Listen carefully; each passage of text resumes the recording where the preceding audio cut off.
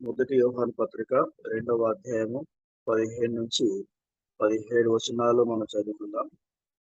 ఈ లోకమునైనను లోకములో ఉన్నదాన్నైనను ప్రేమింపకుడి. ఎవడైనను లోకమును ప్రేమించిన తండ్రి ప్రేమ వానిలో నుండదు. లోకంలో ఉన్నదంతయు అనగా శరీరాశ, నేత్రాశ, జీవపుటము తండ్రి వలన పుట్టినవి కావు. అవి లోక సంబంధమైనవే. లోకమును దాని ఆశయు గతించిపోవచ్చున్నది, కానీ దేవుని చిత్తమును జరిగించువాడు నిరంతరమును నిలుచును.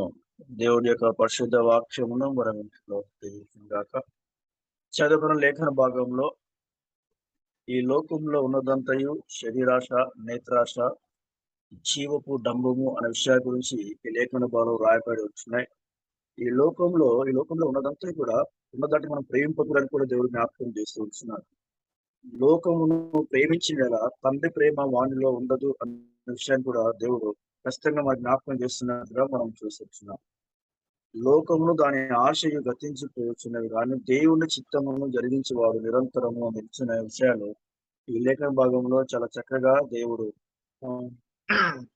యోహాను భక్తి ద్వారా మనకు జ్ఞాపకం చేస్తూ మనం చూసి వచ్చినాం. చాలా మంది జీవితాలు ఇప్పుడు ఈ శరీరాశ, నేత్రాశ, చూపడం అనే విషయాల గురించి ఆత్మీయంగా దినదినము ఎదగలేని పరిస్థితిలో చాలా మంది బిడ్డలు, ఎంతో మంది క్రైస్తవులు జీవిస్తున్నట్టు మనం చూస్తున్నాం. కాబట్టి ఈ రోజు దేవుడు నన్ను ప్రేరేపించుకున్నదిగా ఈ యొక్క పరిశుద్ధ లేఖన భాగముల నుంచి ఆత్మీయంగా గొప్ప స్థితిలో ఎదుగుటకు తీసుకోవలసిన జాగ్రత్తలు, ఆత్మీయంగా గొప్ప ఉన్నతమైన స్థితిలోకి ఎదుగుటకు తీసుకోవలసిన జాగ్రత్తలు అటువంటి అంశాన్ని నేను మనం ముందు ఆశపడుతూ ఉంటున్నాను. ఆత్మీయంగా గొప్ప ఉన్నతమైన స్థితిలో ఎదుగుటకు తీసుకోవలసిన జాగ్రత్తలు. ఈ జాగ్రత్తలలో మొదటి జాగ్రత్త ఏంటి? మనం మొదటి తీసుకోవాల్సిన జాగ్రత్త ఏంటి అంటే, శరీరాశను మనము తీసివేసుకోవాలి. శరీరాశను తీసివేసుకోవాలి. శరీరాశ అనగా శరీర క్రియలను మనము చంపివేయాలి. శరీర సంబంధమైన క్రియలు మనము చంపితేనే ఆత్మీయంగా మనం ఎదగలుగుతాం. ఈ శరీర క్రియలు మనము చంపుకోలేకపోతే ఆత్మీయంగా మనం ఏ మాత్రం కూడా మనం ఎదగలేమని దేవుని యొక్క వాక్యంలో మనం చూస్తాం. ఎందుకంటే ఈ లోకంలో ఉన్నంత కూడా అది దేవుని వల్ల పుట్టినవి కావు, తండ్రి వలన పుట్టినవి కావు అని చాలా క్లియర్ గా దేవుడు మనతో జ్ఞాపకం చేసి మనం చూస్తున్నాం. 16 లోకంలో ఉన్నదంతయు అనగా శరీరాశ, నేత్రాశ, జీవపుటంబమును తండ్రి వలన పుట్టినవి కావు, అవి లోక సంబంధమైనవి అని దేవుని లేఖను మనం చూస్తున్నాం.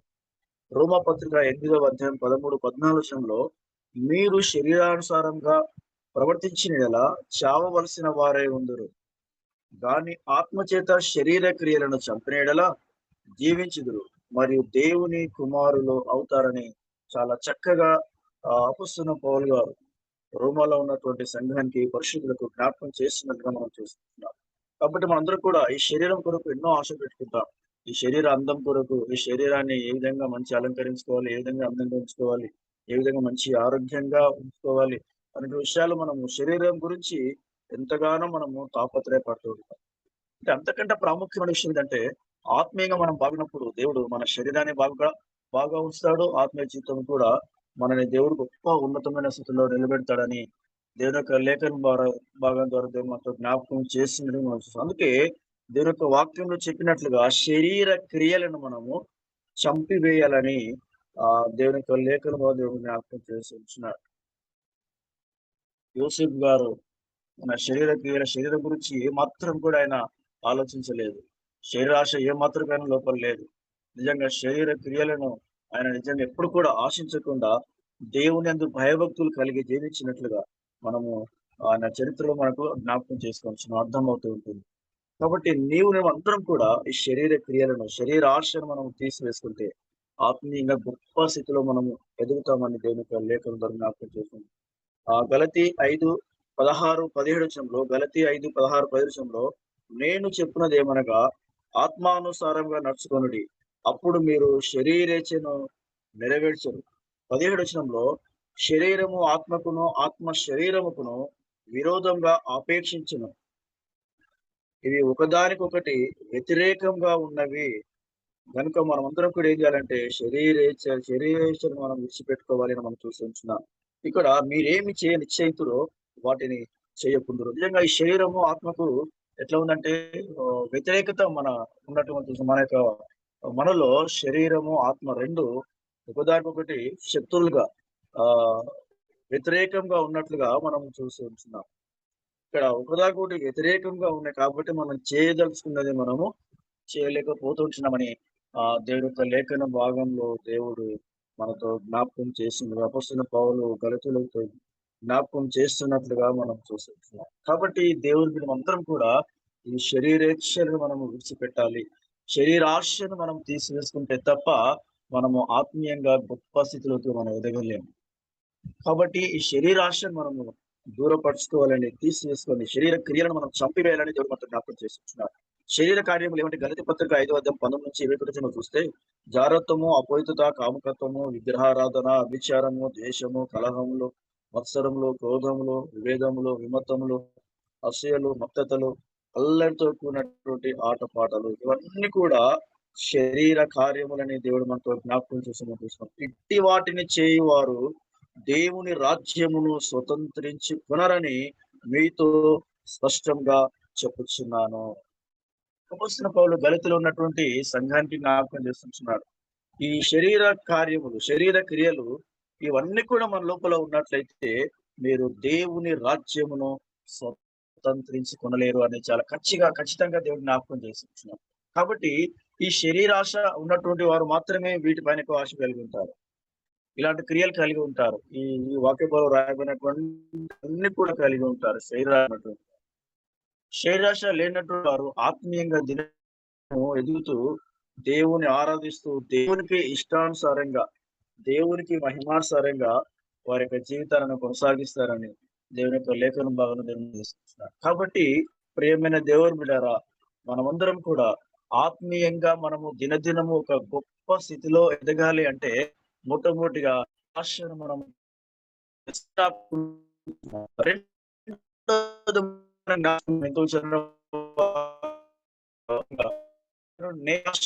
నేత్రాన్ని మనం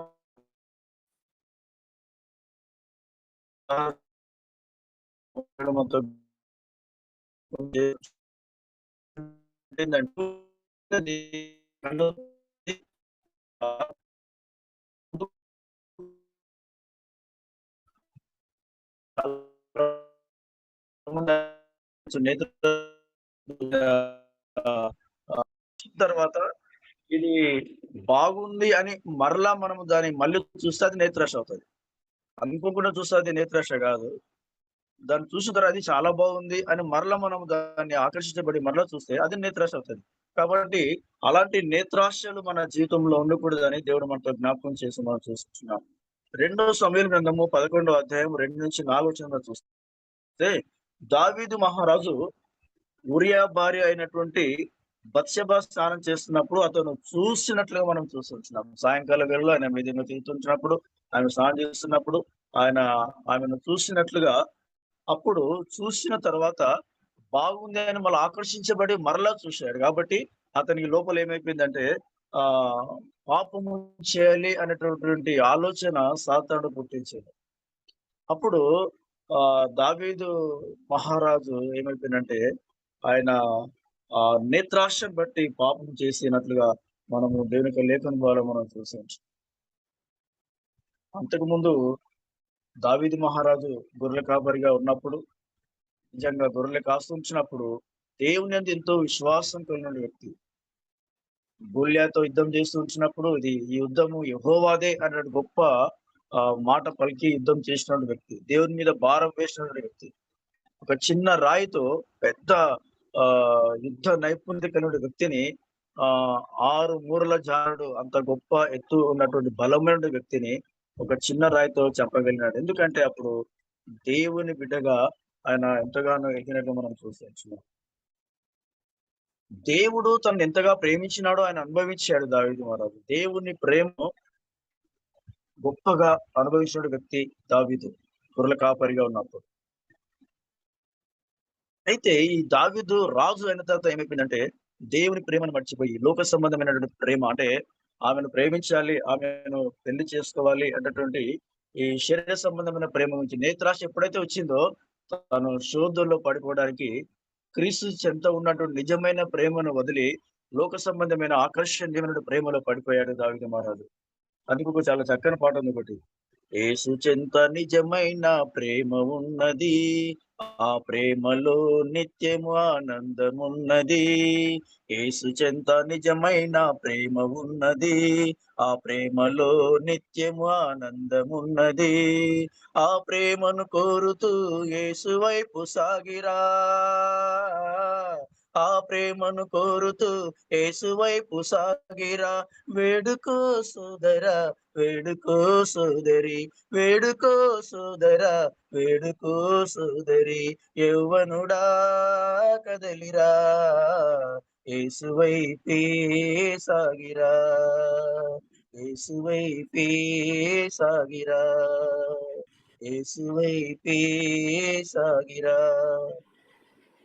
దావీదు మహారాజు గొర్రెల కాపరిగా ఉన్నప్పుడు దేవుని ప్రేమించాడు. దేవునికి ఆజ్ఞను ప్రేమించాడు. దేవుని యొక్క ఇష్టాన్ని ప్రేమించాడు. దేవుడంటే తన హృదయంలో ఎంతో ప్రేమ కలిగిన వ్యక్తి దావీదు గొర్రెల కాపరిగా ఉన్నప్పుడు. రాజుగా అయిపోయిన తర్వాత నిజంగా దేవుడు ఆయనకు చేసిన విషయాన్ని మర్చిపోయాడు. ఆ దేవుడు ఆయన పట్ల చేసిన గొప్ప కార్యాలు మర్చిపోయాడు. ఒక చిన్న ఈ నేత్రాశను బట్టి ఆ నేత్రాశను ఆ కొద్ది క్షణములు ఒకవేళ చంపవేసుకొని ఉంటే దావీదు మహారాజు శోధనలో పడిపోయేవాడు కాదు.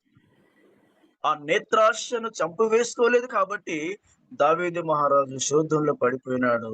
ఆమెతో పాపం చేయడానికి ఆ శోధన సైతానుడు బాగా దావీదును ఉపయోగించుకొని శోధనలో పడిపోయేటట్టుగా, దిగజారిపోయేటట్టుగా సైతానుడు పట్టేశాడు దావీదు మహారాజు. అప్పుడు ఏం జరిగింది తెలుసా? అక్కడ ఆహ్, 2 సమూయేలు 12, 16-20 వచనంలో చూస్తే వారికి పుట్టిన బిడ్డను ఆయన ముత్తినట్లుగా మనము చూస్తొచ్చు. వారికి పుట్టిన బిడ్డను ఆయన యేసయ్య దేవుడు ముత్తినట్లుగా చంపివేసినట్టుగా మనం చూస్తాం. దావీదు మహారాజు ఉపవాసం ఉండి ప్రార్థనలు చేస్తే కూడా ఆ పుట్టిన బిడ్డ బ్రతకలేదు. ఎందుకంటే పనిష్మెంట్ దేవుడిచ్చాడు. మనం అనుకుంటే చాలా మంది దేవుడు నన్ను క్షమిస్తాడు. నేను పాపం చేస్తే అడుగుతా క్షమిస్తా అని చెప్పి చాలా మంది క్షమాపణ అడుగుతారు. మరలా పాపం చేస్తుంటారు. పాపం చేస్తారు, మళ్ళా క్షమాపణ అడుగుతారు. అది కరెక్ట్ కాదు. మనకు పనిష్మెంట్ ఇచ్చిన తర్వాతనే దేవుడు మనల్ని క్షమిస్తాడు. పనిష్మెంట్ ఇవ్వకుండా ఏమాత్రం కూడా దేవుడు క్షమించడు. కాకపోతే ఆ పనిష్మెంట్‌ను తట్టుకునేటటువంటి శక్తిని కూడా దేవుడు మనకిస్తాడు. నీవు ఎప్పుడైతే ఆ పనిష్మెంట్ పొందుకున్న తర్వాత జ్ఞానోదయం కలిగి తప్పు తెలుసుకొని వాటిని మరలా నిజంగా దేవుడు నేను ఇంత పాపం చేస్తే కూడా నన్ను క్షమించి నన్ను మరలా రక్షించి నన్ను చంపకుండా కాపాడినాడు కదా అని చెప్పి గుర్తించి మన జీవితాన్ని దేవుడికి ఇష్టమైన విధంగా మనం కొనసాగిస్తే మన జీవితంలో ఎన్నో అద్భుతాలు మనం చూస్తాం. దావీదు మహారాజు జీవితంలో అదే జరిగింది. ఆ నాతాను ప్రవక్త ద్వారా దేవుడు వర్తమానం పంపించిన తర్వాత హెచ్చరించిన తర్వాత అప్పుడు ఏం చేస్తాడంటే దేవుని దగ్గర పశ్చాత్తాపడతాడు. తన పాపాన్నంతా కూడా దేవుని దగ్గర ఒప్పుకుంటాడు. ఒప్పుకున్న తర్వాత దావీదు మహారాజు ఒక జీవితంలో వచ్చిన ఆ పాప శాపము ఏమైపోయిందంటే తీసివేయబడి పనిష్మెంట్ ఇచ్చిండొచ్చు కానీ తర్వాత దేవునికి హృదయానుసారిగా దావీదు మహారాజు జీవితంలో దేవుడు గొప్ప కార్యము హృదయానుసారిగా మార్చినట్లుగా మనం చూస్తాం. ఈ దావీదు మహారాజు బత్షెబతో నేత్రాశను బట్టి చేసిన పాపాన్ని బట్టి ఆయన జీవితంలో నిజంగా ఎంతో విలవిల్లాడిపోయాడు. కన్నీరు కార్చాడు. తన కుమారుడు చనిపోయినప్పుడు ఉపవాసం ఉండి ప్రార్థించినప్పుడు తన కుమారుడు చనిపోయినప్పుడు ఎంతగానో విలవిల్లాడిపోయినాడు. ఎంతగానో కన్నీరు కార్చినట్టుగా మనం చూస్తాం. ఆయన కన్నీటితో ప్రార్థిస్తే ఆయన పడకనే ఆయన అంత పశ్చాత్తపడినాడో దావీదు మహారాజు. ఎప్పుడైతే కన్నీరు కార్చిండో, ఎప్పుడైతే పశ్చాత్తపడిండో అతని జీవితంలో గొప్ప కార్యం జరిగింది. మనము చాలా చక్కని పాట పాడుతుంటాం. కన్నులు జారిన కన్నీళ్ళు తడిపెను దేవుని పాదాలు, ఇప్పటి నుండి నీ కళ్ళు చూసును దేవుని కార్యాలు.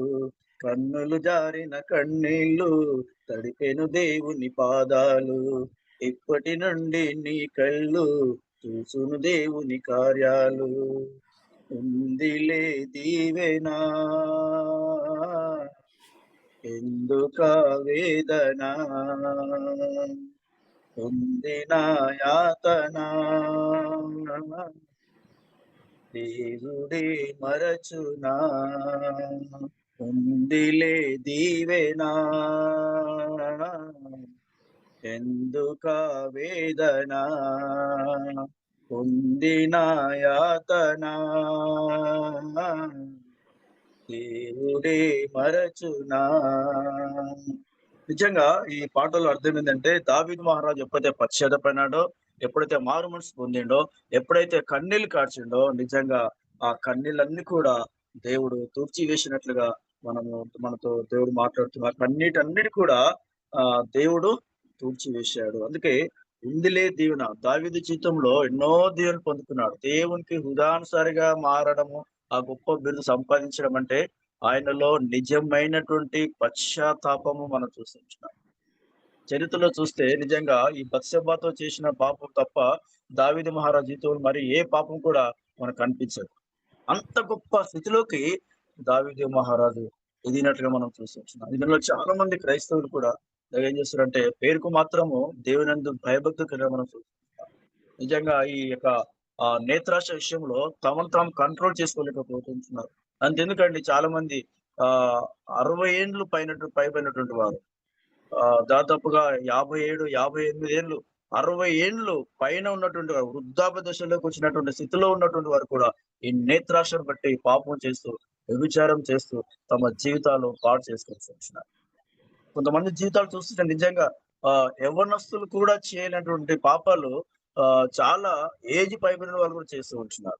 నిజంగా కొన్నిసార్లు నిజంగా వీళ్ళు వాక్యాన్ని చదువుతున్నారా? ధ్యానం చేస్తున్నారా? నిజంగా వాక్యాన్ని ఎంతవరకు వీళ్ళు అర్థం చేసుకుంటున్నారు కొన్నిసార్లు ఆశ్చర్యం వేస్తది. అరే! ఇంత ఏజ్ వచ్చింది వీళ్ళు. ఇంత ఇంత ఏజ్ వస్తే కూడా ఇవేంటివి చిల్లర చేసినట్టు అనిపిస్తుంటది. అంత ఆత్మీయంగా దిగజారిపోయిన స్థితిలో ఎంతో మంది క్రైస్తవులు నేటి సమాజంలో ఉంటున్నారు. దేవుని భయం లేకుండా జీవిస్తున్నారు. ఎందుకంటే ఈ నేత్రాశ వారిని పూర్తిగా ఏం చేసిందంటే సాతానుకు బానిసలుగా చేసింది. అందుకే దేవునికి వాక్యంలో ఈ శరీరాశ, నేత్రాశ, జీవపు డంబము ఇవి తండ్రి వలన పుట్టినవి కావు. అవి లోక సంబంధమైనవి. కాబట్టి మనము శరీరాశ, నేత్రాశను, జీవపు డంబాన్ని మనము తీసివేసుకోవాలని దేవుడు మనతో జ్ఞాపకం చేస్తున్నట్టుగా మనం చూస్తున్నాం.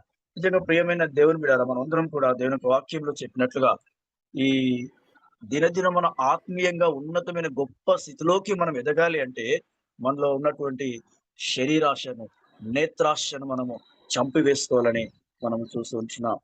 మూడవది మనం జ్ఞాపకం చేసుకున్నట్టయితే జీవపు డంబమును మనం తీసివేసుకోవాలి. 1 యోహాను పత్రిక 2:16 జీవపు డంబమును మనం తీసివేసుకోవాలని దేవుని యొక్క లేఖలు జ్ఞాపకం చేస్తున్నారు. జీవపు డంబం ఉన్నవారు ఎక్కువగా ధనాపేక్ష కలిగి ఉంటారు. ధనాశ కలిగి ఉంటారు.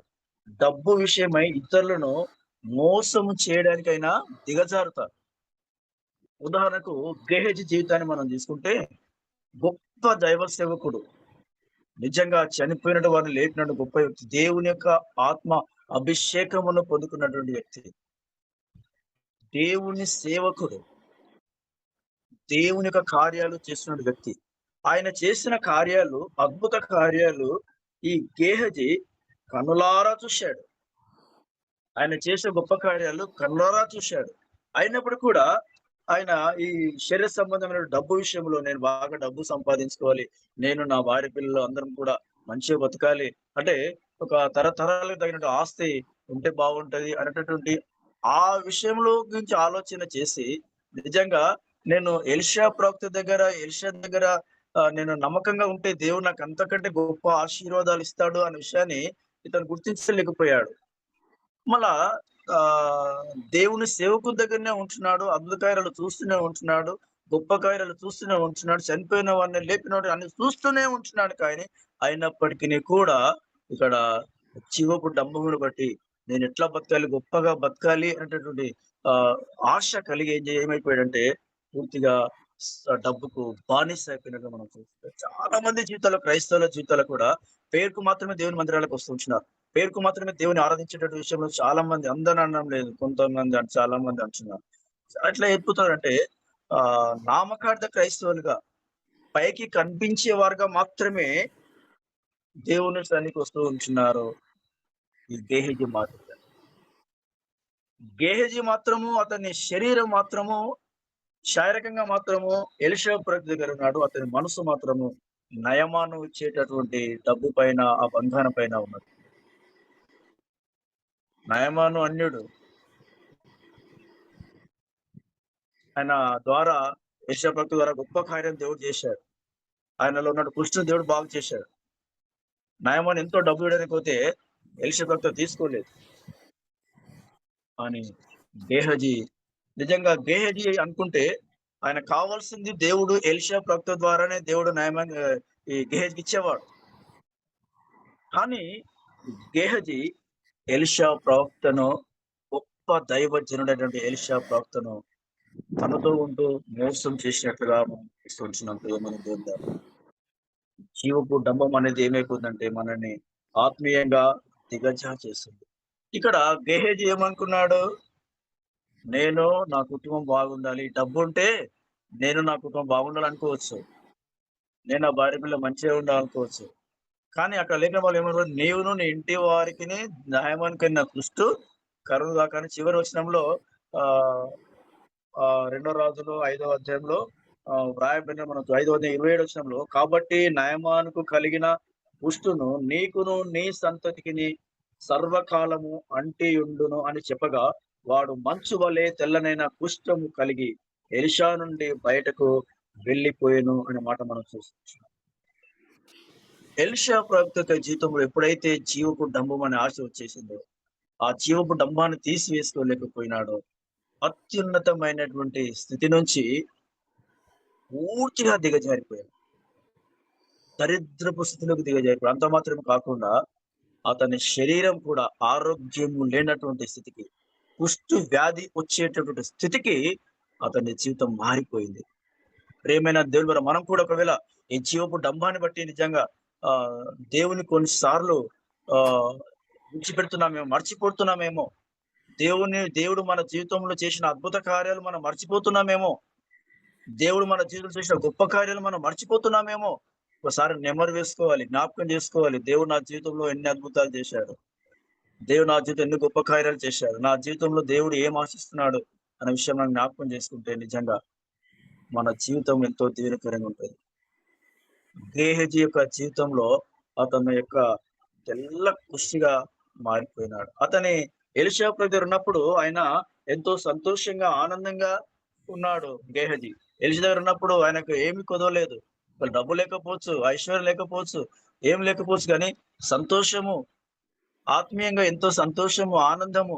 ఆయన చనిపోయిన వారిని లేపుతూ ఉంటే, అనేక మంది దగ్గర గొప్ప కార్యాలు చేస్తూ ఉంటే, అనేక మంది రోగులు ఆయన ద్వారా స్వస్థ పొందుకుంటూ ఉంటే, ఆ సంతోషాన్ని చూసి అనేక మంది వచ్చి ఎలీషా భక్తులను కనపరుస్తూ నిజంగా ఎలీషా భక్తులు కూడా దేవుని ఆరాధిస్తుంచినప్పుడు గేహజీ కూడా సంతోషించుంటాడు. ఎప్పుడైతే ఈ జీవపు డంబం అనే ఆశ అతని లోపల వచ్చేసిందో, అతని పరిస్థితి ఎట్లయిపోయిందంటే గుండె బరువెక్కిపోతున్నది, ప్రాణము సొమ్మసిల్లుచున్నది. గుండె బరువెక్కిపోతున్నది, ప్రాణము సొమ్మసిల్లుచున్నది. నా మనసేమో కలవరపడుచున్నది, నా మనసేమో కలవరపడుచున్నది. యేసయ్యా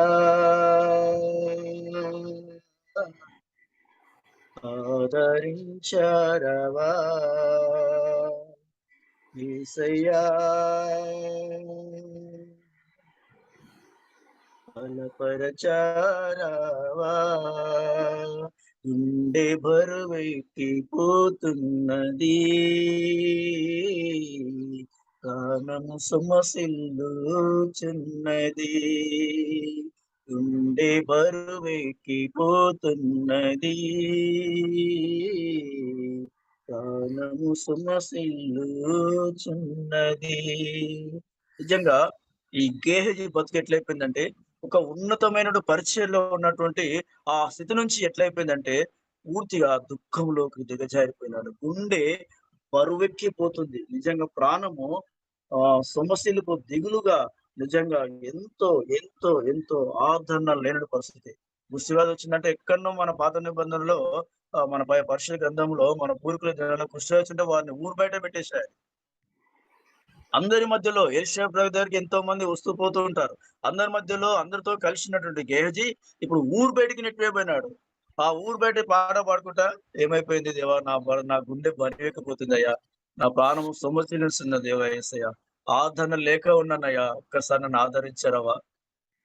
ఎప్పుడు పూర్తిగా కోల్పోయిన తర్వాత, ఆరోగ్యం క్షీణించిన తర్వాత, దేవుని ఆశీర్వాదం పూర్తిగా పోయిన తర్వాత, అప్పుడు గేహజీ ఏడ్చేటటువంటి పరిస్థితిలోకి దిగజారిపోయినాడు.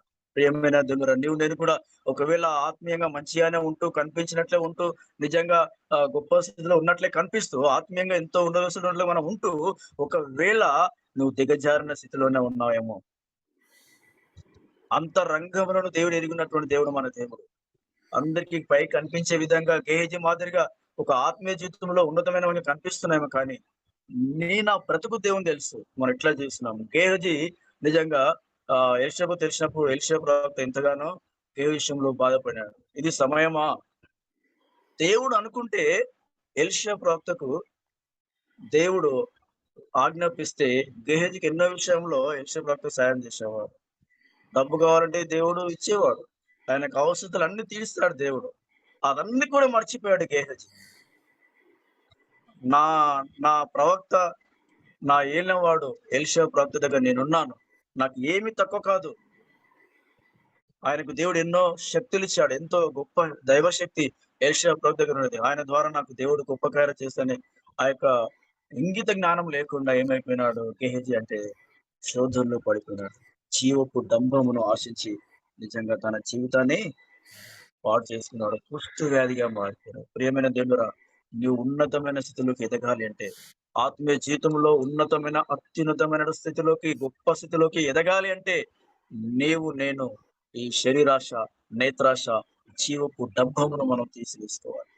శరీర క్రియలను చంపివేయాలి. నేత్రాశను మనం చంపివేయాలి. జీవపు డంబమును మనం చంపివేయాలి.